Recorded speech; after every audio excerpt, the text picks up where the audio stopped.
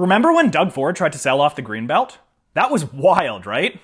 Well, I've been getting a lot of questions about that this week, so really quickly, let's walk through what happened.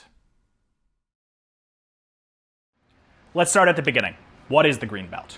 Well, the Greenbelt is an area of protected farmlands, forests, and wetlands established in 2015 to prevent against urban sprawl, protect the environment, and safeguard farmlands and water sources.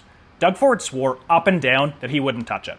Let's take a look at what he had to say back in 2018. Unequivocally, we won't touch the Greenbelt. Unlike other governments that don't listen to people, I've heard it loud and clear. People don't want me touching the Greenbelt. We won't touch it. He said he wouldn't touch it.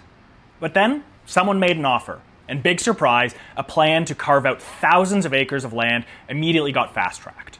And who benefited? A handful of developers, many of whom just happened to be some of Doug Ford's biggest donors.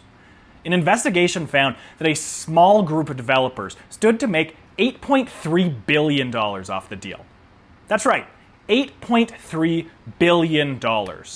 In the process, a complete mess. The Auditor General called it biased and flawed.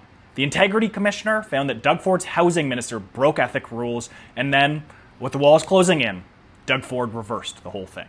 I made a promise to you that I wouldn't touch the Greenbelt.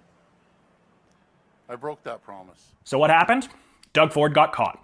He tried to hand billions over to some wealthy developers, all at the expense of Ontario's environment. He got exposed, he had to backtrack, and now his government is under multiple investigations. And he called this election a full year and a half early so that voters don't even get to see the results of these investigations before heading to the polls. If there's one thing we should take away from this mess, it's that we need a government that actually fights for you, not just the wealthy and well-connected. If you're tired of this, you know what to do. On February 27th, elect a government that will fight for you. My name is Clayton Moore, and I'm running to be Waterloo's next Member of Provincial Parliament.